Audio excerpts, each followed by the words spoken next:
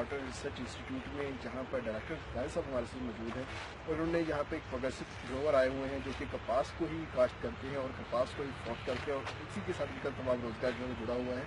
तो इस वक्त हम फील्ड में मौजूद हैं और फील्ड में खास तौर पर वो तमाम वैराइटीज जो कि जाहिर साहब ने खुद यहाँ पर तैयार की हैं, इस इदारे की ही पैदावार है, तो उनको भी यहाँ पर जांचा गया है और ये बहुत ही खूबसूरत वैराइटी यहाँ पे हमें दिखाई गई है। इस हवाले से जाहिर साहब से बात करेंगे। अच्छा, ये बताइएगा खासतौर पर हमने जो काफ़ी एक लंबी फहरिस्त जो है वो वैराइटीज़ की देखी है यहाँ पर, तो कौन कौन सी वैराइटी है और इसका क्या फ़ायदा होगा हमारे जो ग्रोवर है यहाँ पर, खासतौर पर हमारे कपास जो काश्ता है। बिस्मिल्लाहिर्रहमानिर्रहीम। तो ये एक लंबी लिस्ट, ज़्यादा लंबी नहीं है, वैसे 2000 के करीब हमारे पास वैराइटीज़ हैं कि जैसे कोई एनवायरमेंटल चेंजेस आएंगी तो हम कोई ना कोई अपने फार्मर्स को दे सकेंगे कि उसमें सर्वाइव कर सकें। तो दूसरा ये है कि इनमें खूबी ये है कि ये कम से कम इनपुट पे ज़्यादा से ज़्यादा पैदावार देने की सलाहियत रखती हैं और तकरीबन 50 सबका पोटेंशियल जो हीट पोटेंशियल है 50 मन से ऊपर है। तो बाकी मैनेजमेंट पे है, मैनेजमेंट भी हमने इस दफ़ा फार्मर्स को करके दिखाई है कि इस फील्ड में जहाँ आपको ये क्रॉप नज़र आ रही है तो हमने सिर्फ 1 बोरी DAP, 2 बोरी यूरिया और 1 बोरी नीम यही इनपुट यूज़ किए हैं और इसके अलावा हमने 6 से 7 एवरेज स्प्रे रखी है। तो जिसकी वजह से आप देख रहे हैं कि जो दोस्त कीड़े हैं वो ज़्यादा मकदार में यहाँ पाए गए हैं और इस तरह जो हार्मफुल इंसेक्ट पेस्ट हैं उनका इसमें आप देखें कहीं अटैक भी नहीं है।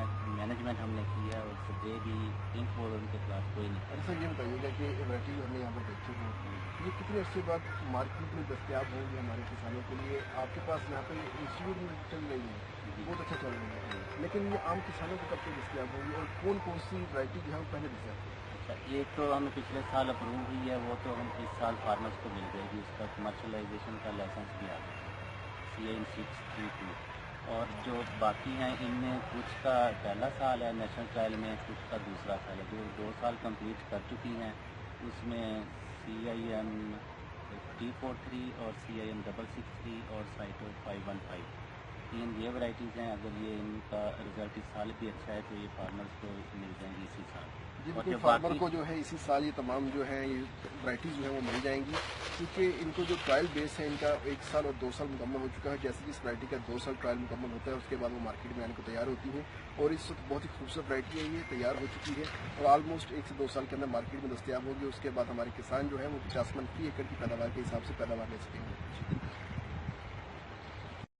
थोड़ा सा कि कैसा देखा आपने वैराइटीज़ को और कैसा सीख के जा रहे हैं? वैरायटियाँ बहुत अच्छी हैं, इनको फील्ड में लगने से ही इनकी पैदावार इनसे भी बेहतर हो सकती है।